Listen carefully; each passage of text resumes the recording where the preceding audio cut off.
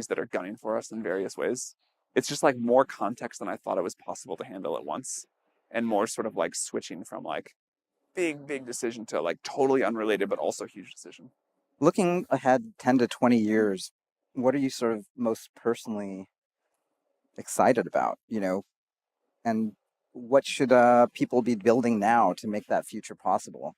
There are people who are scientists, there are people who are software engineers, there are people who are, I mean, this is an all technical crowd. Look, there's a lot. In 10 or 20 years, unless something goes hugely wrong, we'll have like unimaginable superintelligence, and I'm very excited to see how that goes. Forced to pick one thing to just not leave it as like a vague answer. Um, I think AI for science is what I'm personally most excited about. I am a believer that to a first order approximation, all long-term sustainable economic growth in the world, like everything that leads to people's lives getting better, is basically discovering new science and having reasonably good governance and institutions so that that science can get developed and shared with the world. But if we could vastly increase the rate of new scientific discovery with AI, I believe that would compound to just incredible increases and wonders for everyone's lives. So I think I'd pick that on that time frame. I guess one of the things I've been always really impressed by is, you personally recruited Helion to come do Y Combinator, and they're doing incredible things over on the fusion side.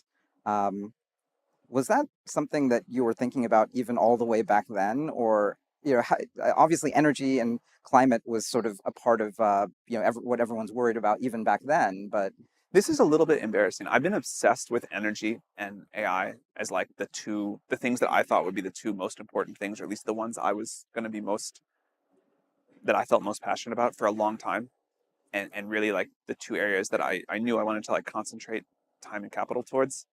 I cannot recall ever thinking until like after starting OpenAI that they were going to be so obviously related. That, the that energy would be eventually the fundamental limiter on how much intelligence we could have.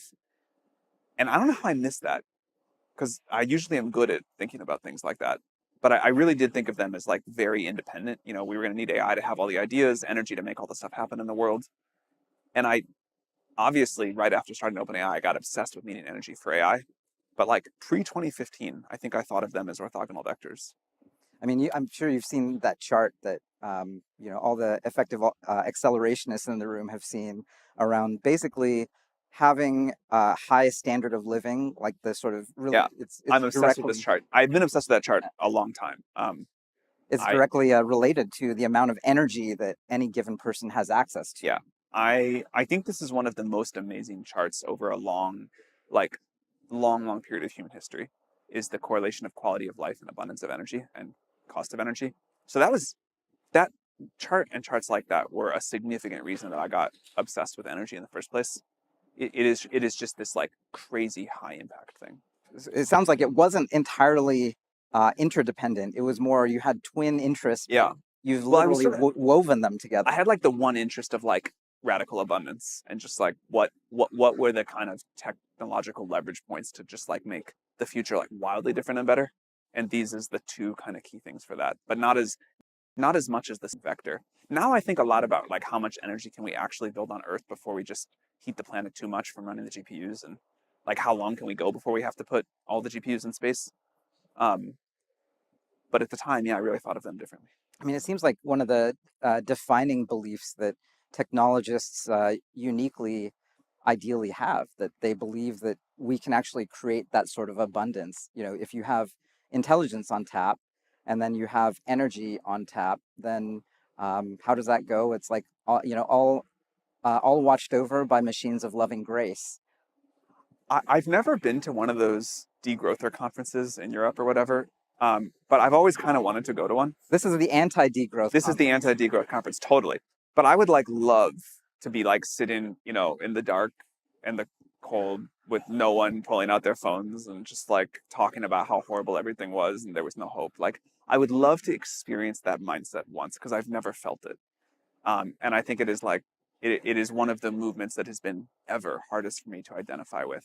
Obviously, this is like my crew and my world, but the sort of like the optimism of startups, of San Francisco, of the technology industry, of AI, of what all y'all will do, uh, like that is like the natural space my brain abides, and it's very hard for me to really empathize with the other side of that. But I'm pretty sure we're right and they're wrong. How do we get there, though, right? This incredible vision of technology actually creating for abundance for others. I mean, you've already done so much, but point us the way. Like, how else do we get there? How do we make it faster? Does government play a role in this? Almost just about 5 years ago, like pretty much this week, we put GPT-3 into an API and people started playing with it. And it was barely usable. It was quite embarrassing. And in 5 years, we have gone from this like thing that could barely write a sentence to a thing that is like, PhD level intelligence in most areas. 5 more years, I think we'll be able to maintain the same rate of progress. And I think if we do that, if we also build out the infrastructure to serve that to people, then everybody in this room will figure out how to take that technology and adapt it to what everybody needs. The analogy I like most for AI is the transistor, like the historical technical analogy. Some people figured out like a new, really important scientific discovery, and society, the economy, whatever you want to call it, just got to work, just did its thing. The magic of that just figured out how to make incredible value for people and really, over a fairly short period of decades, significantly ramp up quality of life. I think this will be even faster and steeper than that, but I think it'll go in directionally the same way. We need to make the great technology, figure out the remaining scientific stuff, which I don't think there's much left. We need to figure out how to build out the infrastructure that you all will need to be able to serve this. And then you all have got to go figure out what people in the world need with this new magic. So let's flash back to 2005, the very first batch of Y Combinator. How did you hear about Paul Graham? You were reading his essays. I was reading his essays. So I'd heard about, like, he kind of had this cult following on the internet. But I heard about what was then called the Summer Founders Program, and now it's just called Y Combinator, from Blake Ross, who I lived in the same freshman dorm with and posted about it on Facebook. And then I think Paul said, "Oh, you're a freshman. There's like another batch coming." And what did you reply to him by email with? Funny you bring that up. I just dug up the email like a couple of days ago because I felt I had been misquoted over time. I'm curious. And his telling of the story is, I said, like, I'm a sophomore and I'm coming. But I wrote a much nicer thing than that. It was like, oh, maybe there was some misunderstanding. Actually, I'm a sophomore and I can still make it, and I would like love to, if that's still okay, to come the next day. So in some ways, the wild thing is you're sitting in front of 3,000 people who kind of they are sitting where you were back in 2005. What would you say to, the Sam Altman from that time?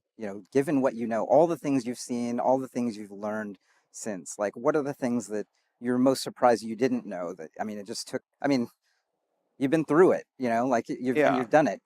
I wish someone had like taught me the importance of like conviction and resilience over a long period of time. People don't really talk about how hard that is. It's like easier for a little while, but your reserves kind of like wear down on it, and how to keep that going for a long period of time. Also, just sort of like trust that it's eventually gonna work out. Like, obviously, my first startup didn't work that well. Um, I think a lot of people kind of give up after one failed startup, but startups don't work out all the time. And learning how to keep going through that, keep working through that is I think really important. Developing like trust in your own instincts and increasing that trust as you refine your decision making and instincts over time, I think that's really important. Kind of courage to work on stuff that is out of fashion, but is what you believe and what you care about. I think that's really important. I had a kid recently, and the thing everyone tells you when you have a kid is that it is the best thing you will ever do, but also it is the hardest thing you will ever do. Like, the good parts are much better than you can imagine. The hard parts are much harder. That is all totally true. And that is also basically what I feel like being an entrepreneur is like. The good parts are really great, better than you think. And the hard parts are like shockingly much harder than anyone can express in a way that makes any sense to you, and you have to just keep going. Sam Altman, everyone. Thank you. Thank you. We said, okay, we're going to go for AGI.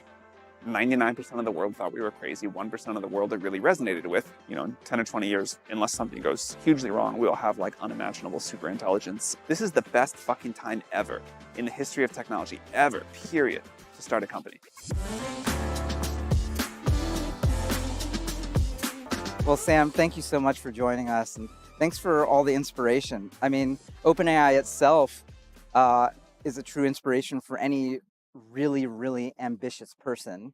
Maybe we just start with that. I mean, what were some of the decisions early that seemed small that turned out to be incredibly pivotal? I mean, just deciding to do it was a big one. Like, we got very close to not starting OpenAI. AGI sounded crazy.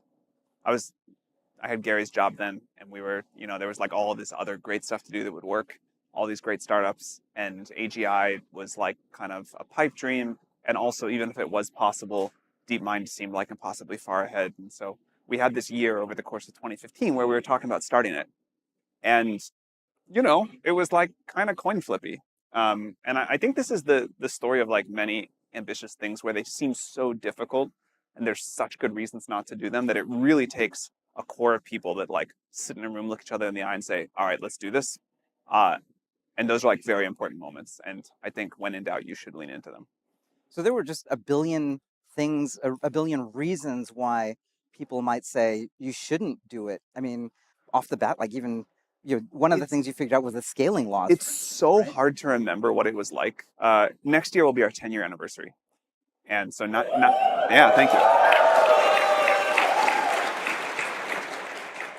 But to like remember what the vibes were like about AI 10 years ago, that was like way before the first language models that worked. We were trying to like play video games, and we had this little robotic hand that could sort of barely do a Rubik's Cube, and we had no ideas for products, no revenue, no really idea that we were ever going to have revenue. And we were like sitting around at conference tables and whiteboards trying to come up with ideas for papers to write.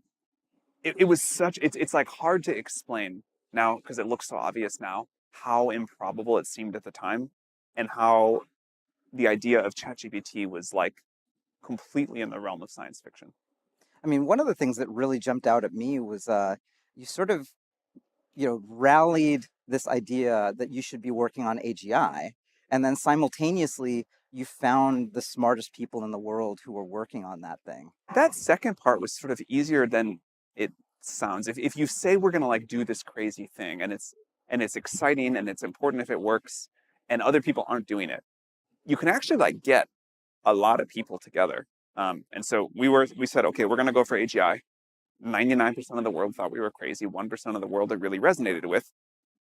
Turned out there were a lot of smart people in that 1%, and you could get like, there wasn't really anywhere else for them to go. So we were able to really concentrate the talent, and it was a mission that people cared about. So even though it seemed unlikely, if it worked, it seemed super valuable. And we've observed this many times with startups. If you are doing the same thing as everyone else, it is very hard to concentrate talent, and it's very hard to get people to like really believe in a mission. And if you're doing like a one of one thing, you have a really nice tailwind there. Okay, so some people in this room might be thinking, like, should I try to start an OpenAI scale thing off the bat? You also worked on Loop your first time around. Were there lessons from that? OpenAI was not an OpenAI scale thing off the bat. OpenAI was like 8 people in a room, and then it was 20 people in a room, and it was very unclear what to do, and we were just like trying to write a good research paper. So the things that eventually become really big do not start off that way. I think it's important to like dream that it could be big if it works. Nothing big starts that way, and Vinod Khosla has this quote that I've always liked, which is, there's a very big difference between a $0 million startup and a $0 billion startup, but they both have $0 of revenue.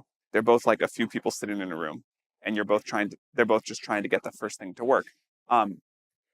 So the only advice I have about trying to start something big is pick pick a market where it seems like there's some version of the future where it could be big if it works. But other than that, it's like one dumb foot in front of the other for a long time. How people use ChatGPT has changed a lot. How people use your API has changed a lot. Uh, what surprises you the most with the latest models like O3, and what emergent behaviors or use cases are standing out to you right now?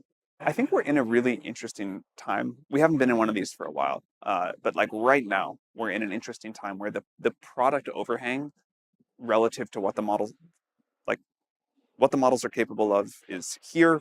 The products that people have figured out to build is way down here.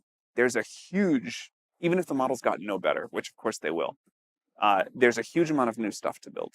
And also, like last week, O3 cost 5 times as much as it did this week. And that's going to keep going. I think people will be astonished at how much the price per performance falls. Um, we have an open source model coming out soon. I think